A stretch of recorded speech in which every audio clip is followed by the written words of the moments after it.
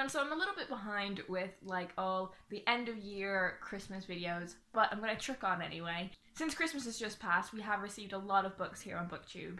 Some of these were like actually gifted to me, like the books themselves, but most of them I bought for myself with money that was like designated for books. While it is really nice to receive a book on Christmas Day and like unwrap the book itself, I find that people that aren't readers necessarily really struggle to pick books from me. Whereas if there's like money designated for book shopping, I get the experience of going through the bookshop as well as the book itself, which is really, really enjoyable. Like a makeshift tripod, and I feel like it's wobbling loads. So I'm going to start off with the children's books. First up, I got The Christmasaurus by Tom Fletcher. I'm going to be talking more about this one in my wrap-up, which is going to go up in a few days, but I loved this book so much. This tells the story of a boy named William. It tells the story of his father, it tells the story of Santa Claus, it tells the story of a young girl named Brenda who is the meanest girl ever. It tells the story of an evil man named Hunter, and it tells the story of the most unusual dinosaur, the Christmasaurus. There are a lot more things that I want to say about this book, but I will leave them to my wrap-up. But I genuinely think this is one of the best children's books that I've read in a long time. I also picked up A Series of Unfortunate Events, book the 13th, The End, by Lemony Snicket. This is, of course, the last book in the series. If you somehow don't know anything about this series, it is a 13-book series which tells the story of the 3 Baudelaire orphans. In the first book, we learn that their parents have tragically passed away in a house fire. They are put into the care of an evil man named Count Olaf, who only wants to care for them so that he can steal their fortune. And the remainder of the series follows them trying to escape and get away from Count Olaf.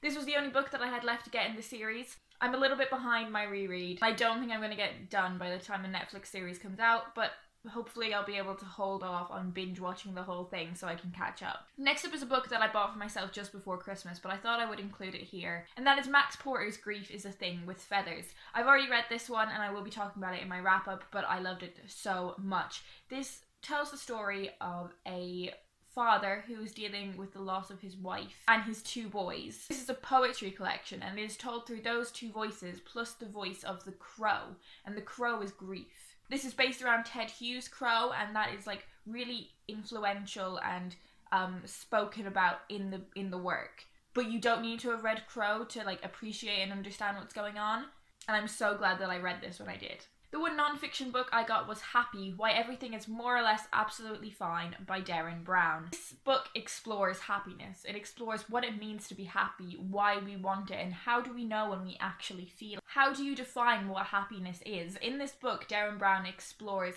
how the concept of happiness has changed throughout history. This is quite chunky, so I'm probably not going to be able to bring it back to uni with me, so I'm not going to get to read it until the summer, which is a shame because it sounds absolutely brilliant and it sounds fascinating.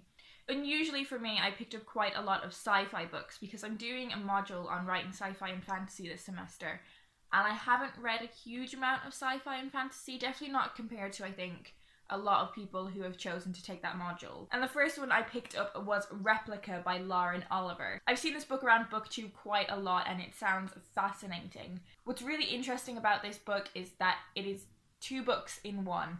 On this side of the book we have Lyra's story, and on this side of the book we have Gemma's story. You can read these stories in any order, you can read them separately or together. If you've already read this one, do let me know what you did. Did you flip between them? Did you read them entirely separately? Did you have a gap between reading the 2 of them? I think that's so brilliant because it means people will have a different reading experience with this book. I don't know much about the actual plot other than it kind of has an experimental society where human clones are observed. I think Lyra is part of this institute. I think it's called the Haven Institute, and she manages to escape, whereas Gemma finds out that her father is involved in the running of it in some way and runs off to find out more about it. Cannot wait to get to this one. Next, I got this absolutely beautiful copy of Herland by Charlotte Perkins Gilman. You probably know her as the writer of The Yellow Wallpaper. This book is about what happens when 3 men discover an island that is only populated by women. Their reactions differ when they find out that this island exists, and they really want to uncover how this civilization continues to exist and function properly. Because how could we survive without men, am I right, ladies?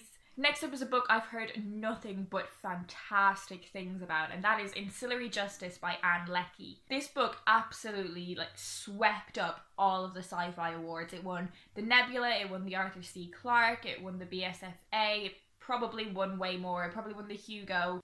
Oh, it says it on the book. Yeah, it did. This is about a soldier named Breck who is on a remote and icy planet. And Breck is drawing closer and closer to completing their quest. As it turns out, Breck didn't always have the form that they have now. They used to be the AI, the artificial intelligence, on a spaceship. But now they have simply a human form. And they want revenge on who made that happen. Not only does that concept in itself sound fascinating, but I believe this has a lot to do with gender, and there's some really interesting things to do with pronouns. So that sounds like exactly what I love, and I'm really looking forward to picking this one up. Moving on to the classics now, I have Dubliners by James Joyce. This was the only Penguin English Library book that I managed to find, which is quite sad. It's just so beautiful and floppy, and oh my god, it's so nice. So this is a short story collection. It's made up of 15 stories that follow various people from the working class in Dublin in the earliest 20th century. I really want to get into Joyce this year. I started Portrait of the Artist as a young man, I think last month, but I didn't manage to finish it. Other reading got in the way, reading that I was required to do for uni. I ended up putting it down. So hopefully over the next couple months I won't allow that to happen and I will actually read some damn Joyce. Next I have a play, and that is All My Sons by Arthur Miller. I've already read this one, so I will be talking about it in my wrap up. This is about a man who must decide what is best for his family after causing the death of 21 pilots in World War II because he knowingly sold faulty plane parts for the economic good of his business. A lot to do with choosing between what is right and what is easy, what it means to be brave, and the importance or possibly lack of importance with family. Also, 21 pilots. Didn't know that's where the bad name came from. Next I have The Professor by Charlotte Bronte, and this was the first novel that Charlotte Bronte ever wrote. It was written before Jane Eyre, but it was rejected a number of times and it was only published posthumously. This tells the story of a young teacher named William Crimsworth. He attempts to forge his own sort of life in Brussels. He finds himself caught between desire for the head of a girls' school that he works at and one of his pupils, which is interesting. I already don't like this man.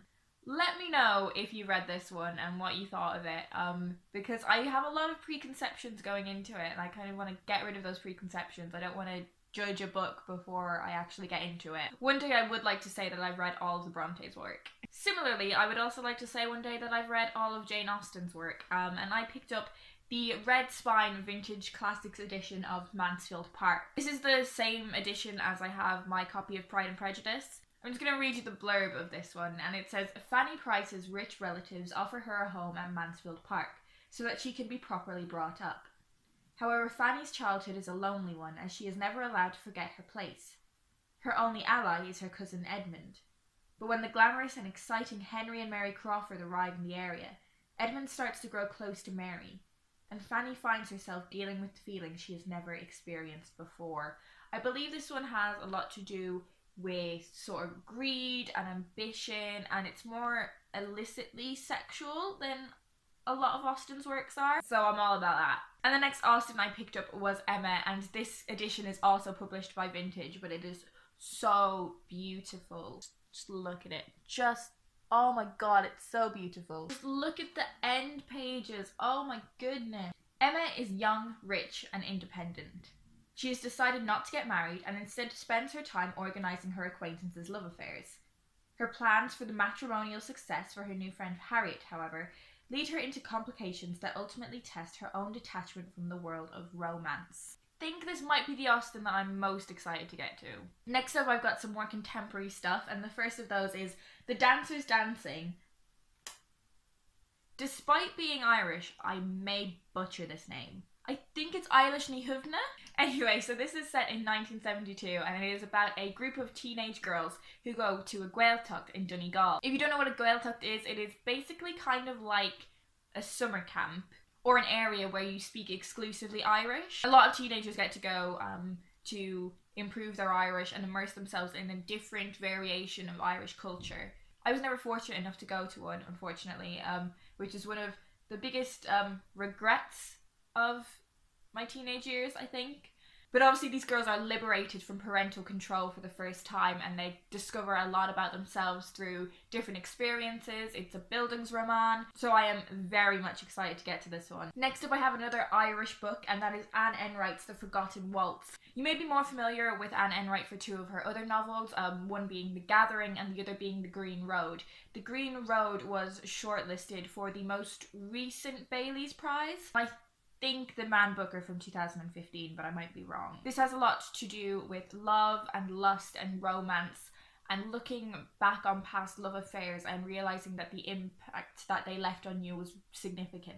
Really, really looking forward to getting to this one. Next is a book that I knew absolutely nothing about when I received it, which is a really interesting experience. My housemate got this for me as our house secret Santa, and is Rebecca Griffith's The Primrose Path.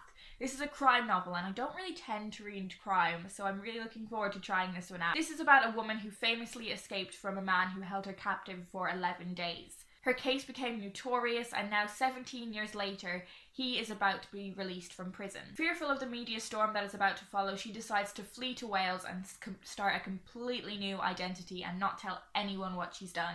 This sounds unlike anything I've really read before. Do you think sort of crime and thriller novels are something I want to try out more this year? So I'm really excited to get to this one. Next I have Tampa by Alyssa Nutting, and I think I heard about this on Mercedes' channel. This is set in Florida, and it is about a teacher who seems to have it all. She's got beautiful film star looks, she's got a red sports car, she's got a gorgeous husband, but she has a secret that she desires 14-year-old boys. I imagine this is going to be quite a tough read, but yeah, we'll report back on this one. Finally, I have The Gap of Time by Jeanette Winterson, and this is a book I've wanted for such a long time. This is part of the Hogarth Shakespeare series, and if you don't know what that is, they are a group of retellings or stories inspired by Shakespeare plays. And this one, The Gap of Time, is based on The Winter's Tale. I haven't actually read The Winter's Tale yet, but it is very much on my TBR, and I do want to read it before I read this one. So they are all the books that I received and bought over the Christmas. Let me know if you've read any of these and what you thought about them. Are there any of these that you really want to get to soon? This should be going up on New Year's Eve, so I wish you all the very best New Year. I hope you have a pleasant time whatever you're doing, and I hope we all have a fantastic reading year in 2017.